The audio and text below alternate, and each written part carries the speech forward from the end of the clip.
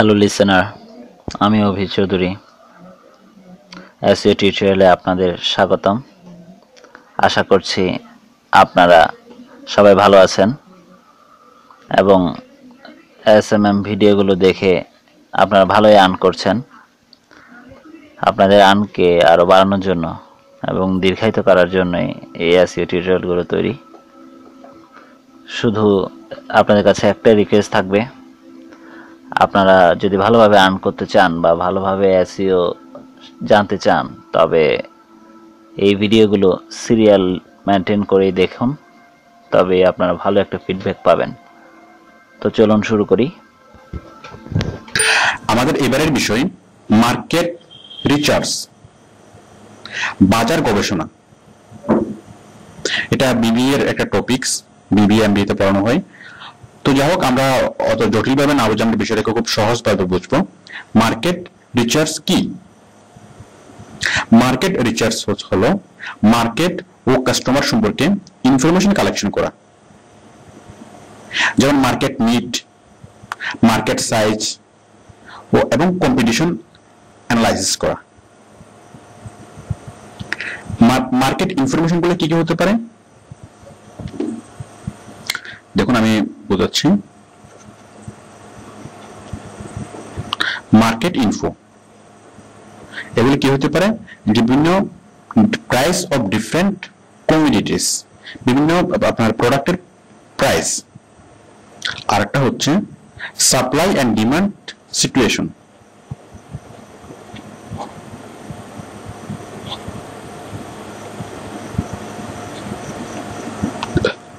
তাহলে market information গুলো হচ্ছে প্রথমত প্রাইস, যে বিভিন্ন প্রোডাক্টের প্রাইস, কোন প্রোডাক্টের দাম বাড়ছে কমছে অথবা কোনটার রেট কত।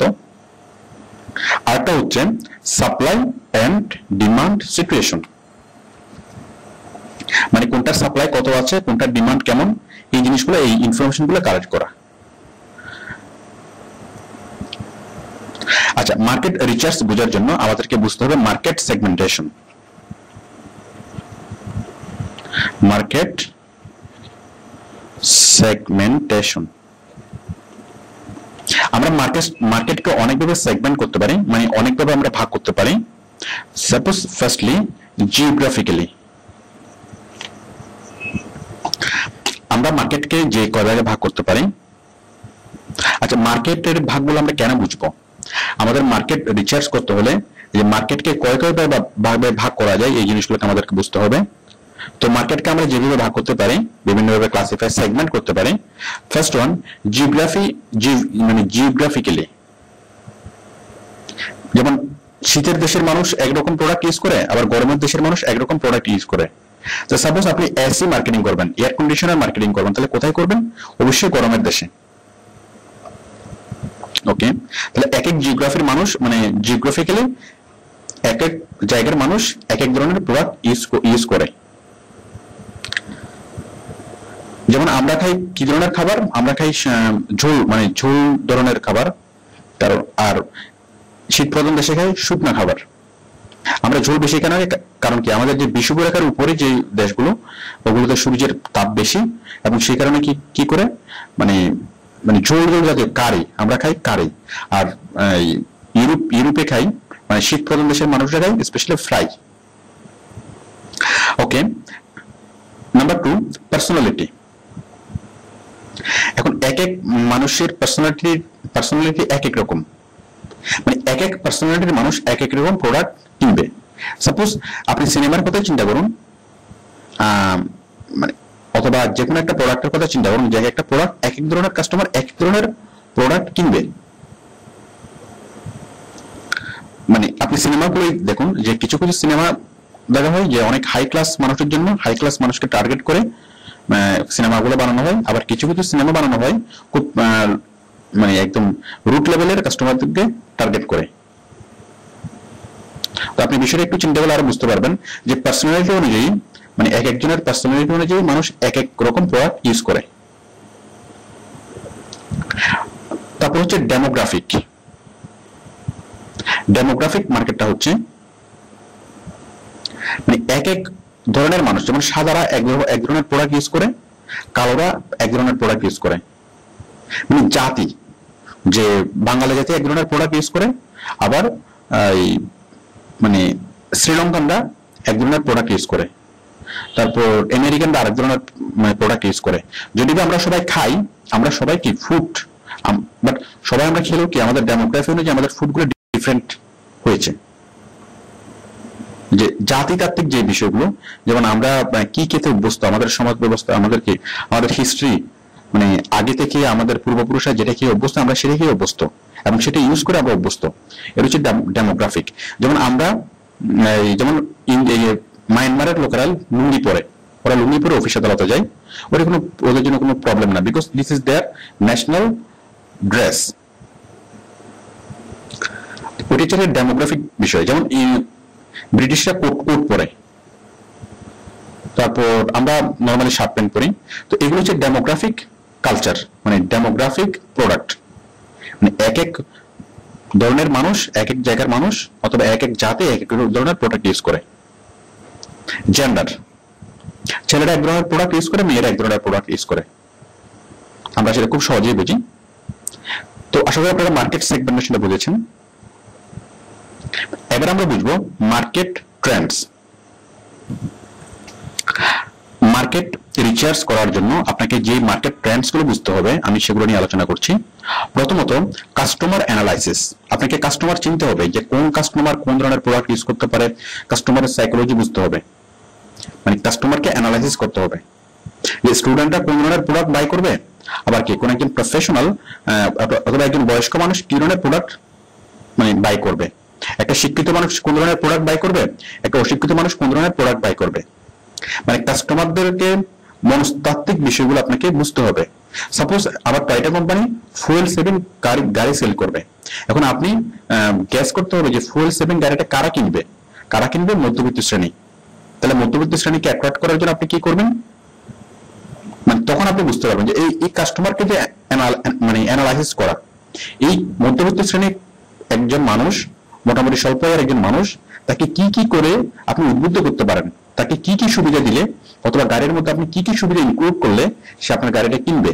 তাহলে এই যে কাস্টমারের মন আপনাকে বুঝতে হবে, যে সেই কাস্টমারকে নিয়ে আপনাকে অ্যানালাইসিস করতে হবে। এটা হচ্ছে customer analysis. Number 2, choice modelling. Choice modelling এর মধ্যে যে তিনটি বিষয় আমরা পাই, প্রথমটি হচ্ছে প্রাইস, দ্বিতীয়টি হচ্ছে পারফরম্যান্স এবং তৃতীয়টি হচ্ছে অরিজিন। তো প্রাইসটা আমরা বুঝি, কোন একটা প্রোডাক্টের প্রাইস, মানে বিভিন্ন প্রোডাক্টের প্রাইস নিয়ে মানে গবেষণা করা, কোন প্রোডাক্টের প্রাইস বেশি, কোন প্রোডাক্টের প্রাইস বাড়তে পারে কমতে পারে, অথবা এই ধরনের যেগুলো কম্পেয়ার করা। পারফরম্যান্স, কোন একটা প্রোডাক্টের পারফরম্যান্স তুলনা করা। পারফরম্যান্স এক এক ধরনের প্রোডাক্টের এক এক রকম। যেমন আমরা জাপানি প্রোডাক্ট যদি আপনি কিনেন, তাহলে সেই জাপানি প্রোডাক্টের পারফরম্যান্স অনেক ভালো, বাট যদি চায়না প্রোডাক্ট ইউজ করেন তাহলে কি সেই চায়না প্রোডাক্টের পারফরম্যান্স অত ভালো না, বাট দাম কম। জাপানি প্রোডাক্টের দাম বেশি কিন্তু পারফরম্যান্সও বেশি, পারফরম্যান্স ভালো, এবং চায়না প্রোডাক্টের দাম কম, পারফরম্যান্স কম। তাহলে আপনাকে এই মার্কেট মানে রিসার্চ করতে হলে আপনাকে প্রোডাক্টের পারফরম্যান্স নিয়ে আপনাকে কোয়ালিটি মানে তুলনা করতে হবে। দেন অরিজিন, এটা কোথাকার তৈরি, made in China or made in Japan or made in Bangladesh, মানে এটার অরিজিনটা কোথায়, এটা কোথাকার পার্টস দিয়ে তৈরি করা হয়েছে, এটা কোথাকার কাঁচামাল দিয়ে তৈরি করা হয়েছে, এটা আমাদের বুঝতে হবে। দেন নাম্বার 3, কম্পিটিটর অ্যানালাইসিস। আমাদেরকে কম্পিটিটরকে চিনতে হবে, যে সাপোজ আপনি একটা গাড়ি সেল করবেন, তাহলে আপনার কম্পিটিটর কারা সেটা আপনাকে বুঝে নিতে হবে। অথবা সাপোজ আপনি বাজারে একটা সাবান ইন্ট্রোডিউস করবেন, আপনি সাবান সেল করবেন, এখন সাবান কোম্পানির আপনার কম্পিটিটর কারা কারা আছে, মানে বাজারে এক্সিস্টিং কি কি সাবান কোম্পানি আছে, আপনাকে সেগুলো খুঁজে বের করতে হবে।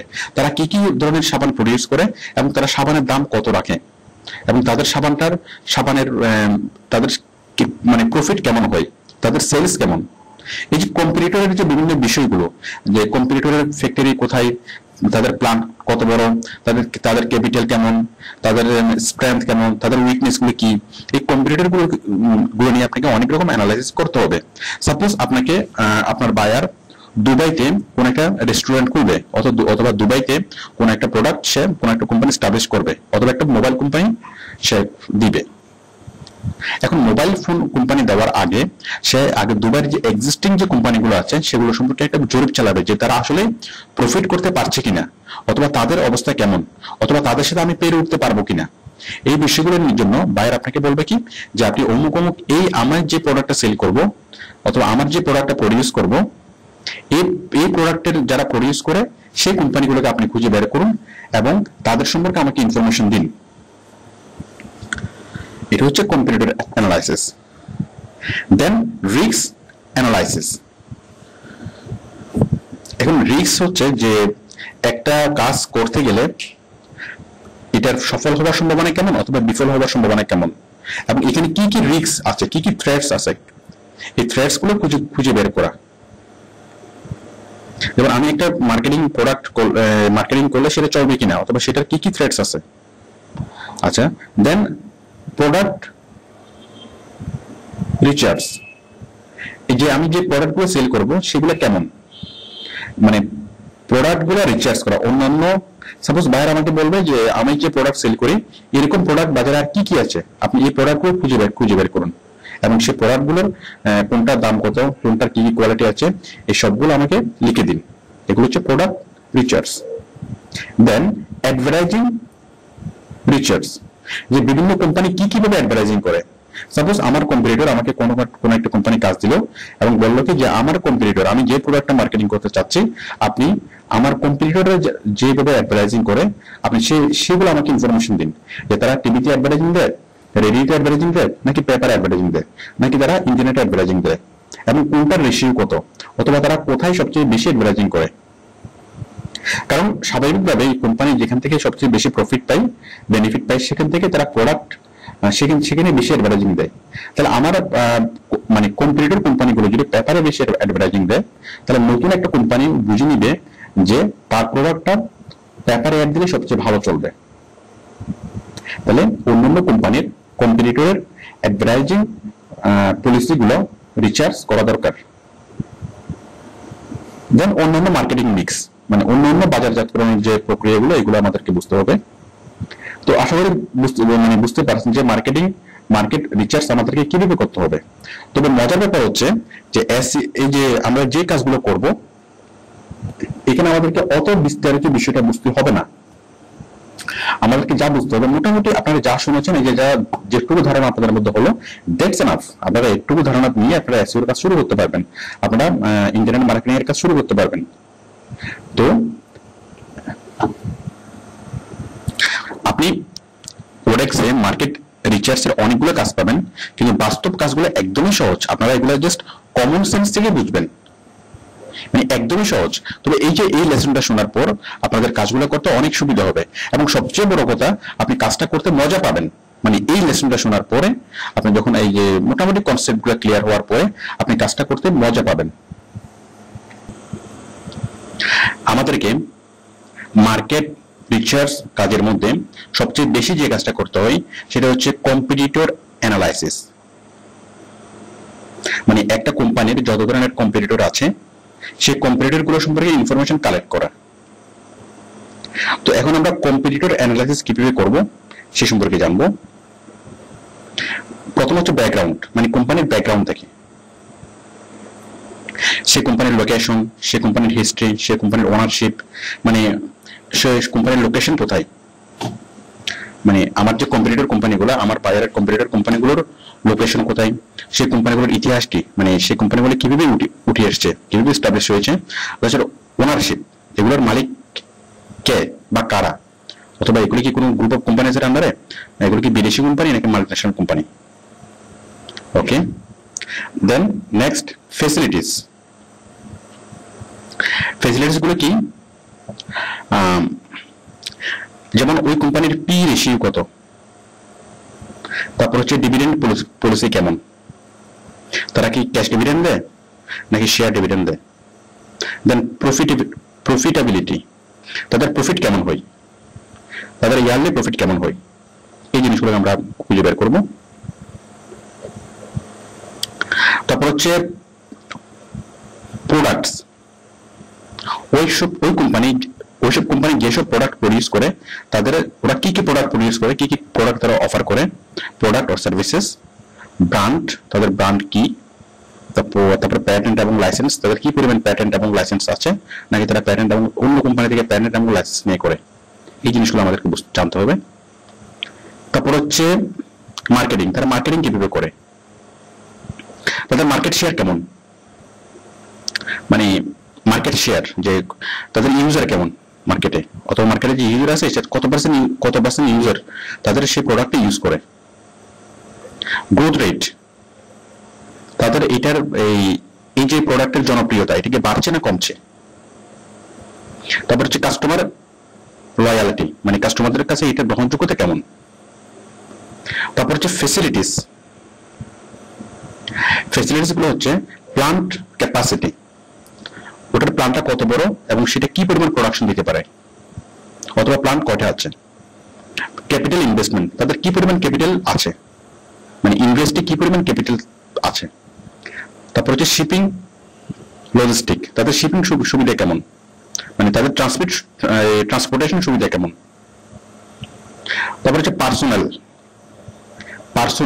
মানে হচ্ছে এমপ্লয়িজ, নাম্বার অফ এমপ্লয়িজ, একটা কোম্পানির এমপ্লয়িজ কয়জন। কি এমপ্লয়িজ হচ্ছে যেসব কর্তা ব্যক্তি, মানে কোম্পানির যে আচ্ছা কি এমপ্লয়িজ মানে হচ্ছে এমন এমপ্লয়ি যাদের হাতে চাবি থাকে, না মোটের ব্যাপারটা মোটেই তা না। ব্যাপারটা হচ্ছে যে কি এমপ্লয়িজ যে মানে boss, suppose accounts manager, finance manager, director, এগুলো হচ্ছে কি এমপ্লয়িজ। তারপর হচ্ছে ম্যানেজমেন্ট সিস্টেম, তাদের ম্যানেজমেন্ট সিস্টেম কেমন, তারা কি নিজেরা ম্যানেজমেন্ট করে নাকি অন্য কোনো ফার্মকে দিয়ে ম্যানেজমেন্ট করায়, মানে তাদের সেই ম্যানেজমেন্ট মানে সিস্টেমটা কি। দেন মার্কেটিং স্ট্র্যাটেজিস, তাদের মার্কেটিং এর কৌশলগুলো কি কি, তারা কিভাবে মার্কেটিং করায়, তাদের মার্কেটিং এর অবজেক্টিভটা কি, সেটা কি সমাজ সেবা করা, জনসেবা করা, নাকি প্রফিট করা, নাকি অন্য কোনো উদ্দেশ্য। মিশন, তাদের মিশনটা কি, আমরা প্রত্যেক কোম্পানির ভিশন আমরা দেখি, তাহলে এই কোম্পানির মিশন কি সেটা আমাদেরকে বুঝতে হবে। দেন স্ট্র্যাটেজিস, কোম্পানির কি কি কৌশল তারা অ্যাপ্লাই করে, মানে এই মার্কেটিং করার জন্য কি কি কৌশল তারা অ্যাপ্লাই করে, যেমন তারা কি ফ্রি প্রোডাক্ট দেয়, ফ্রি স্যাম্পল দেয়, নাকি তারা একদম দাম কমিয়ে দেয়, তাছাড়া আরো কি কি প্রোডাক্ট মানে কি কি মানে স্ট্র্যাটেজি তারা ফলো করে। এই জিনিসগুলো বুঝতে পারলেই, এই আমরা এতক্ষণ যা আলোচনা করলাম এই সবগুলো জিনিস বুঝতে পারলেই আপনি খুব ভালোভাবে কম্পিটিটর অ্যানালাইসিস করতে পারবেন, এবং এই কাজটাই আমাদেরকে করতে বলে।